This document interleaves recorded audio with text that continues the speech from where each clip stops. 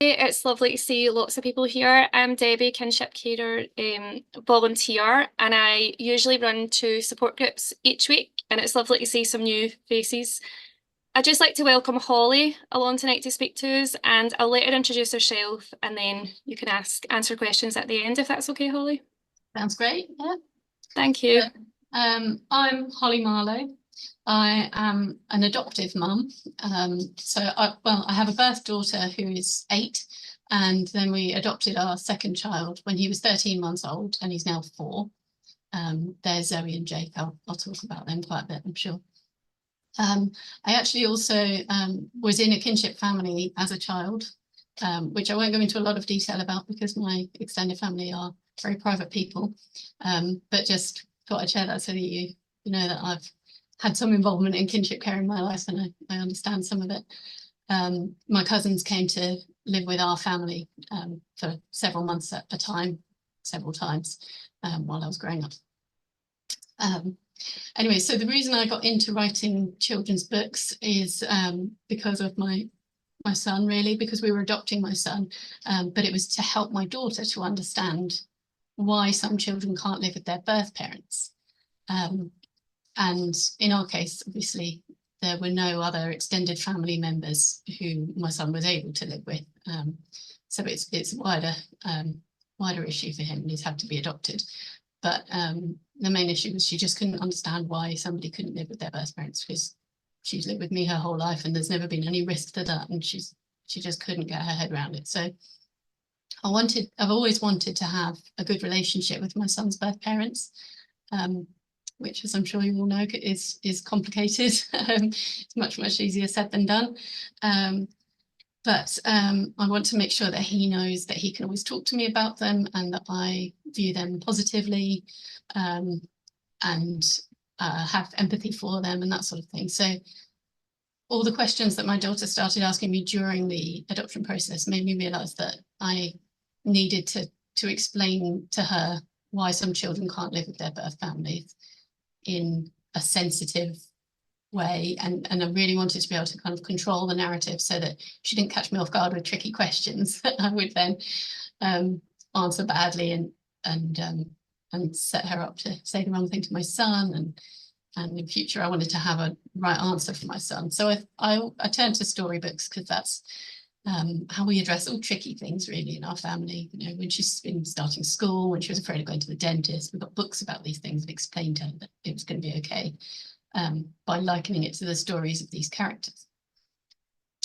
So that's how I got into writing books. I wrote my first one because I couldn't find one that explained why some children can't live with their birth families, and I felt that was a gap that needed to be filled, and I tried to make it so that it could be used for adoptive families or kinship families, and so that it will cover quite a lot of situations.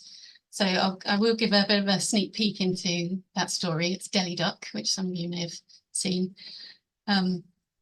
Yes, so I'll give a bit of a sneak peek into that and into my other book, Room in the Nest, later on, which features a kinship family, to show you what I created, and hopefully it can be helpful to some of you. I also wanted to just talk a little bit about life story work in general, because I know it can be really overwhelming for some people.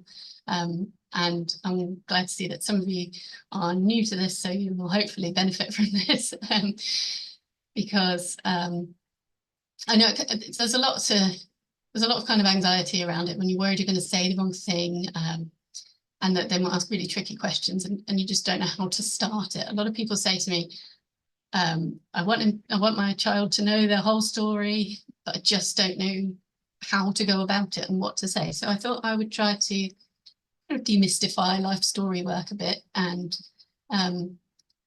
probably point out some of the ways that you may already be doing life story work without even realizing, and you can just build on that casually and hopefully in a non-stressful way, and just in everyday life as well. So first of all, I'll just talk about the things that I'm sure many of you who've had social workers involvement will have received. So there'll be, sometimes there's a life story book, sometimes there's court documents. You might get a later in life letter from somebody in the social work team, and you will get perhaps anecdotes of things that have happened that social workers will share with you. They'll tell you about things that happened in the process. So I would suggest you write down anecdotes before you forget them. I got a lot of anecdotes from our social worker telling us times when she first met Jake, my son, you know, what happened and where he was and that kind of thing. And those things are going to be useful for him later on in understanding it. So so we've got all of these resources. So if you have a life story book, a lot of people say to me, oh, it's not what I need. I don't get out of it what I need. You know, it's not pitched right, or it's too detailed, or it's not detailed enough. I'd really encourage you to work with the social worker if you can, and ask them to update it, and you know, tell them how it needs to be updated. But it's really helpful if it can come from the social worker, because they have that voice of authority. And at some point, the children who you're raising are going to question your views on things, because that's how children are. As they get a bit older, they'll challenge you. And it's good for them to have heard it from somebody who should be objective to the situation. So if they've got something written down from a social worker saying this is what happened and this is why you're now living with these people, that can help. It should also start with now, ideally, so that it kind of grounds the child. So it should start with, this is who you are, this is who you live with, and this is, you know, this is your family now, your kinship family, or whatever you want to call it, but this is your family, and you are, assuming this is your plan, you're expecting to live together forever. Then go back to the kind of birth parents and you know, the story of their birth, and then how they ended up going into care, or if it's an informal arrangement, how they ended up living with you, and what the reasons are. A lot of the time, social workers will leave out the reasons if they're inexperienced, because it can be uncomfortable to write those things down. But it is possible to write these things in a child-friendly way. So make sure that it does include that, because, as I said, that social worker is the voice of authority. And make sure that you have an electronic version, because as children get older, you might find that going through these things can be quite emotional, and sometimes they might want to rip it up or throw it and it can get damaged, or just if, you know, if there's a house fire or something, you don't want to lose that stuff. It's really important for your child's identity. So something else that you may have if your child's been in a foster care placement at any point is a memory box or photos from foster carers. I try to keep those where my son can see the box and the album, but the photos aren't in his face all the time. But he knows that we can go and look at them anytime. And when he first came to us, he had a lot of attachment issues and anxiety. And you may find that if a child has come from a foster care placement that they were in for a while you were perhaps being assessed or tracked down, if you weren't in contact with the birth parents, then they may have a really strong bond with that foster family. And showing the child photos of their foster family and talking about them a lot can help them to understand that you appreciate those foster carers and what they did for your child, and you know that they were good, you know, an important part of their life. Can help children. Again, you can get anecdotes from foster carers, so if you're in touch, make sure you write them down. I don't trust my own memory. And something else that I always say is, a lot of the time foster carers will keep the first item of clothing that a child was in when they went into foster care. So, for example, we have, just check the camera can see this, we have this onesie which my son was wearing when he first went into foster care, and then I've kept the first onesie that he was wearing when he came to us, which is another one the foster carer bought him. But the main reason I've kept this is so that I can talk to my son about how long he was in foster care, because children don't necessarily always grasp until they're quite a bit older how long time is, and how significant that is. But if you show them, you know, you were this size and then you were this size, they can kind of get a sense of how much they grew while they were in that placement. And so I do this every so often to explain to my son how small he was when he went into foster care. So he can see that he wasn't really with his birth parents for very long. He was with the foster family for quite a long time. And then we look at the clothes he's wearing now, and he can see how big he is now and how long he's been with us. And he can see that that's been a longer time. And I talk about how he's going to stay with us for longer. And I actually also I have some t-shirts for him to grow into to help him with attachment, so that he can see that I'm planning for him to still be in our family when he's bigger. And some of these t-shirts I bought are much, much too big for him, but I just wanted him to be able to see that I am planning for him to be in our lives when he's much bigger, because sometimes telling a child isn't really enough. They need to kind of be shown, and having that kind of visual reminder seems to really reassure my son. So that's something that might be worth trying if you're finding that you have kind of attachment issues or just anxiety and insecurity. If the child maybe feels like, you know, you might not be around forever, if they feel that they're, you know, depends on the reason really for their parents not raising them, but they're likely to have some kind of nervousness or anxiety or some sort of wondering every now and then whether this is it now or if they're going to be moved on again. And with my son, we adopted him at 13 months, and he does understand what's happened to him and his story, but telling him hasn't been enough to make him feel it deep in his core. I can tell that he still worries that I may leave him. So just the tip there that I'm sure many of you will already have realised that telling them isn't always enough, and so we have to sometimes find ways to show children that we really do plan to stay in their lives. Most of you will know the birth parents. I do know some kinship carers who don't actually know the birth family, but were in some way connected to them, and so that's how they've ended up with the child. But most of you will have anecdotes about their birth parents, which you can share with them. And doing that, that's all part of life story work. So if you're doing that, you are already doing life story work. You're helping that child to understand their identity, because they're made up of their birth parents and the people who raise them. This that age-old nature versus nurture debate always boils down to that everybody influences the child a bit. And my son's got things from his foster carer. I'm sure he's got his good music taste from his foster carers, and his love of dance, and his sense of humour. Because he had all of those before he came to us. So it's good to talk about things that the children have in common with their birth parents, and also to just casually drop in things like, oh, I remember that was your mum's favourite food, that was, your dad liked that football team, or your mum liked that whatever team. And books that they read when they were children. If your grandparents raising the grandchildren, then you may even still have some of the children that you read to your children, some of the books that you read to your children. So that can be just a really nice way to help them understand their life story. And that is life story work too. It's not always just about telling them what happened and why they ended up in care. It's about who they are as well.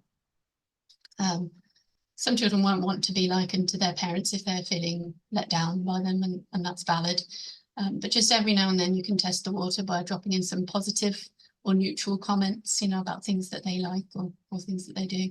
Even just things like what age they lost their first teeth. That was something that my son desperately wanted to know. And I've been fortunate enough to be able to find that out, because I do have contact with his birth family. So if you know things like that because you are family, then you can really help these children with these little snippets of life story work, just dropping it into everyday life. For those of you who are just trying to explain what actually happened, the overall story, you can start from very young. or as soon as they come to you. And what I would recommend is just evolving the story each time you explain it. So first of all, you can just, if it's a very young child, you can just say, show them a picture of your family unit now, similar to how in the when you're using a life story book, you would always start with who you are as a family to ground them before moving back into the past. So I always put a photo of our family in front of the photos of the foster family and the birth family, so that I don't forget that step. So I always look at that photo with my son and talk about who we are and how we're a family. Then we go through the family photos of the birth family. And we talk about how, he grew in so-and-so's tummy, and they were his parents, they were his first parents, they loved him. As time's gone on, I've added in that they wanted to be his parents, because I think it's important that children know that they are wanted. I quite often get called into schools to do talks to prevent bullying or deal with bullying situations. And the most common thing is that some other child has said, your parents didn't want you, so that's why you're adopted. And with kinship children, it's often the same thing. They say, well, your parents didn't want you, so you have to live with your grandparents or your auntie or whatever. And we all know that's not true. I've never met or heard of a birth parent who didn't want to raise their child, but for whatever reason, they're not able to, or they don't consistently manage to make the right choices to be able to. So that's the thing that we kind of need children to understand. We need them to know that they are wanted very much. And they need to understand why it didn't happen. So I just add in little details each time I explain it. So starting off with these people, this was your birth family, and then I talk about how you moved into foster care. Some of you won't have that step, but we talk about how the social worker was concerned that birth parents weren't consistently making sure that he had all the things he needed and was being looked after properly. So social workers were increasingly worried, and then he went with foster carers, and then we talk about the judge. And we added that in at a later stage once he'd grasped the concept of foster care and then coming to us. So we then explained that it's up to the judge, and the judge talks to everyone in the family. And I've explained to my son that the judge looked at grandparents and aunties and uncles and all these other members of the kinship family, and you may be able to explain why it's you rather than a grandparent or an auntie or someone else in your network, because they may be wondering why it ended up in your family if they know other members of your extended family. And you can explain that in a child-friendly way, just being honest and simple with your wording, really. Young children particularly seem to love the repetition, so I found that my son would fill in the gaps if I gave him a quick summary of it every now and then, which I would do particularly in the first 6 to 9 months, because it helped him to understand that this is where he's staying now. This is permanent. Although, as I said, I'm not sure he believes it and feels it in his core, so I still need to keep proving that to him. So that's how I would go about just starting those conversations, and of course using books, which I will dip into shortly. So I've already touched on many ways that you are probably already using life story work just in your everyday lives. Something that a lot of people don't realize is really the foundation of life story work is understanding the role of a parent or carer. So when you're saying to your child things like, no, you need to wear sun cream because otherwise you'll get sunburned, you can explain, I'm your grandparent, or I'm your carer, or I'm responsible for you, and grown-ups are supposed to make sure children are safe, and I'm making sure you're safe, so that's why you have to wear sun cream. So things like that. Or you have to hold my hand when we're crossing the road because I'm responsible for you and I'm looking after you and keeping you safe. All of these things are helping children to understand that you are keeping them safe, healthy, and happy. You're looking after their emotional well-being as well. And it just kind of reinforces that that's why you're looking after them. And so it can give them a little bit more security that they're not going to get moved on to another placement or back into foster care if they've been in foster care before. And it also just helps them to understand why they couldn't stay with their birth parents if they weren't perhaps doing all of those things consistently. So I mentioned about the T-shirt to help my son to understand that I plan to be in his future. There are a few other ways that I do that. So mainly I'll just try to insert myself into his visions of his own future. So if we see a car that he likes, he basically likes any orange or yellow car, they're his favorite colors. And he'll say, oh, I'm going to have a car like that when I'm a grown up. And I'll say something like, oh, that's great. You can drive me to the library and the shops, and where else are you going to drive me? Just to kind of reinforce that I will be there when you're old enough to drive. And I'll talk about how I'm going to teach him to learn to drive. And sometimes I'll try and find opportunities to talk about how when I'm really, really old, we're going to do things together. So that he can see that even when I'm really, really old, I plan to be in his life and this is forever. So I just wanted to cover some of those ways in which you can talk about life story work every day, and I hope you'll find those useful. I also used a lot of TV shows to normalise different types of family for my children. Sadly, not aware of that many kinship families on TV. So that's something that I realised earlier today when I was thinking about what I was going to say this evening. So I'm going to do some research and try and find a good list, and I'm going to put it on my website because I've got a list of adoption-related programmes, and I realised that there is a big gap there. So that's something I'm going to track down some programmes and make a resource list for kinship carers too. So I'm going to talk a little bit about my books. I hope some of you have seen them already, and I hope that you've enjoyed them and found them useful. This is my first book, Delhi Duck, which I created to explain why some children can't live with their birth parents. I do now also have a sibling version of that, and you can tell that it's the sibling version because it says Sibling Group Edition on a little badge here. So if you are looking to order one, then that's what you need to check for. If you want the sibling one, if two children were taken into care or taken into your care at the same time, then that one is more applicable. Or, whether they're twins or siblings. So Delhi Duck is a story about a likeable duck called Delhi who lays an egg and then doesn't really seem to know what to do with it or to remember what to do with it to keep it safe. And so with adoptive families, in a lot of these cases, we'll be saying things like maybe they weren't taught what to do. Now, obviously, in your scenarios, many of your grandparents, and you will have taught your children how to raise, how to keep children safe and that sort of thing, and you will have shown them good examples, and something's gone wrong along the way. So that's not the metaphor that you're going to be bringing out of this story. But this book is made of so many metaphors. You're going to be using the other metaphors, which also apply to most adoptive cases. So you're going to be saying things like they don't remember or they can't concentrate, and so they can't do these things. So Delhi Duck falls at the first hurdle, really. She doesn't make a safe nest for her egg. She just lays it under a tree.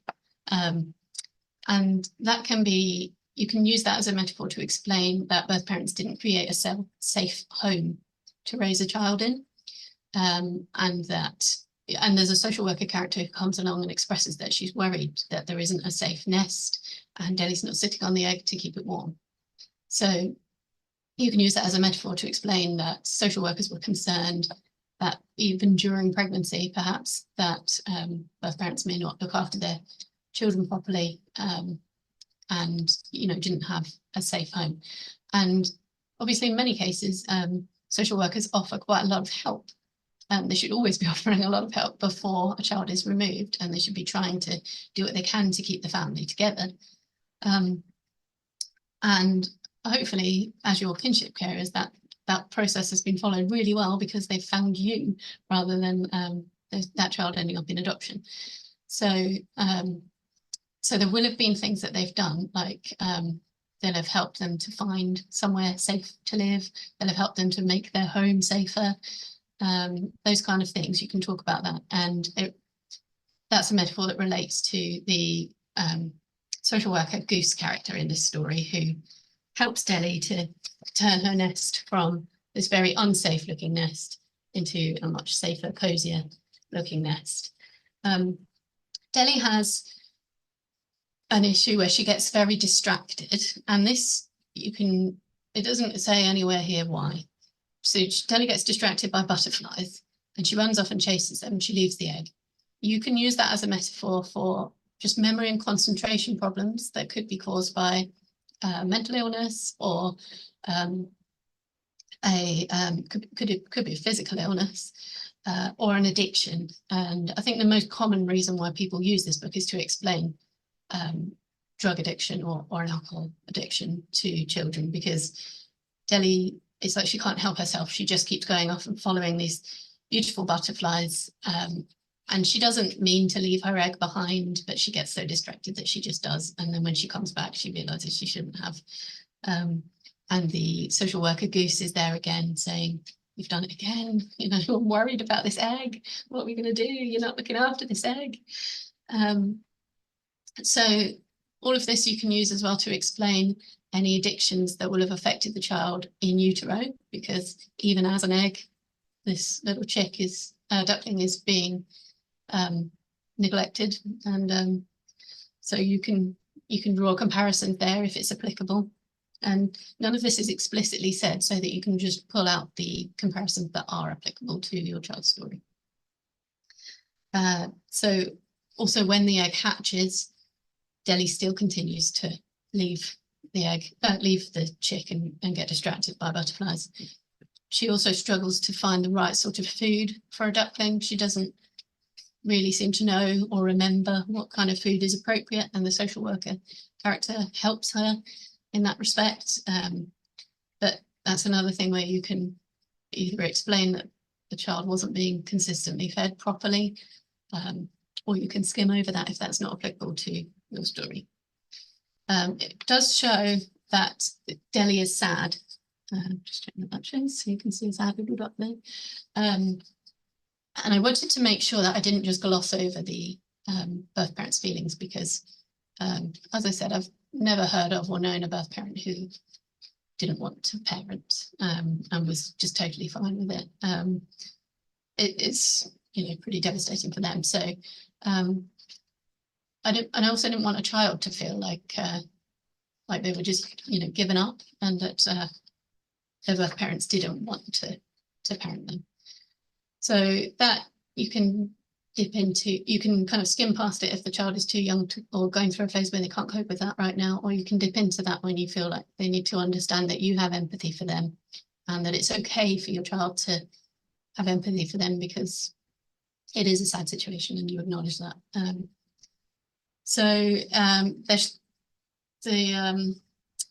There's a lovely foster family shown here, which my sister illustrated. You can explain that whether that happened in your situation or not. In most cases, there will have been some sort of temporary arrangement while they figured out who the child is going to live with. So in a lot of cases, you'll have a foster family. And then it talks about how the caring Goose social worker character finds a safe grown-up for this little duckling to live with for the rest of their lives, who will look after them and make sure they're safe, and that they can always talk to that grown-up about their birth parent if they want to.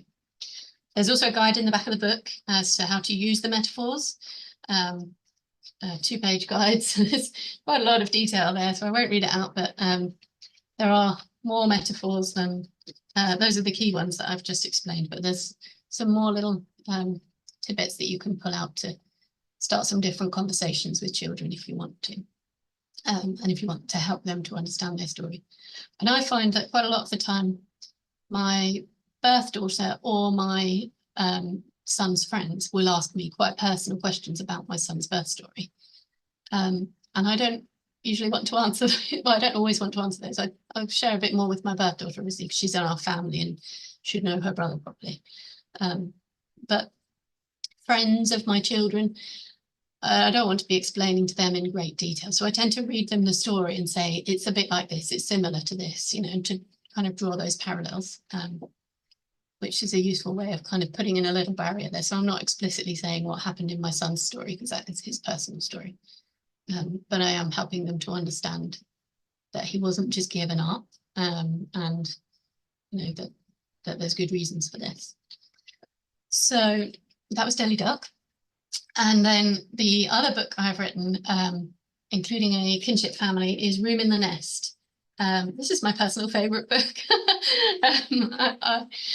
I wrote this one because my son was trying to understand the different types of family that he became exposed to through foster care. So some of the children who were his foster siblings ended up going back to birth families.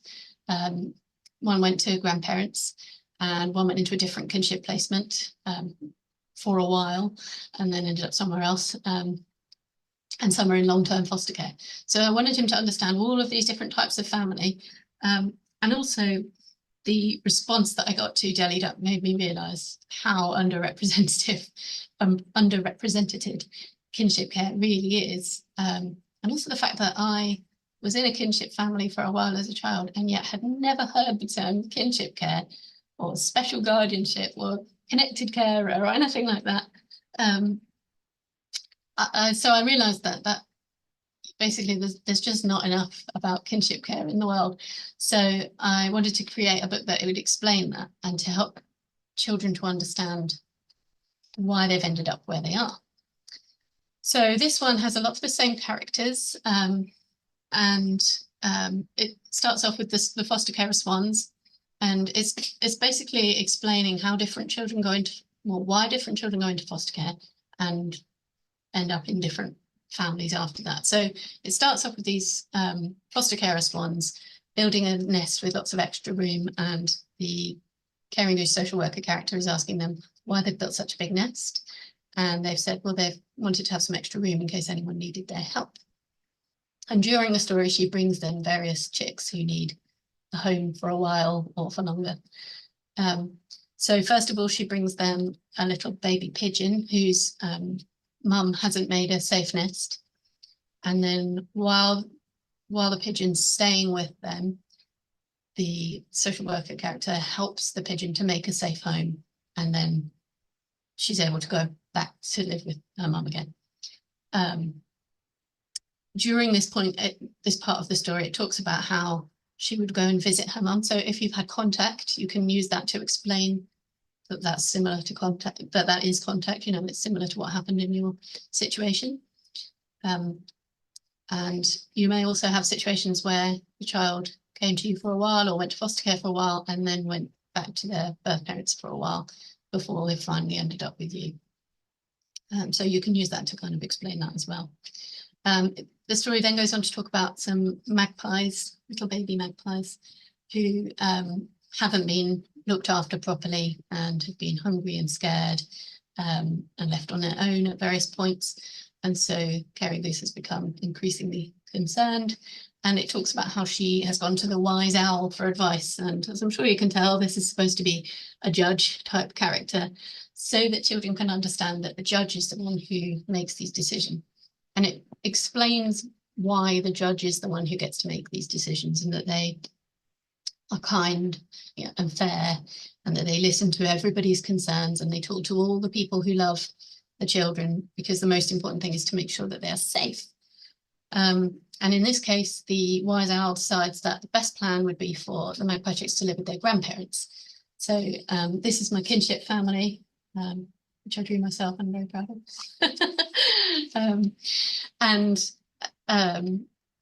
In many cases, that may relate to your story. And if not, then you can explain that, you know, in a similar way, they've ended up with their auntie, or, you know, the judge and decided that they should end up whoever you are to those children. It also goes on to talk about Delhi Duck briefly, and how Little Chick's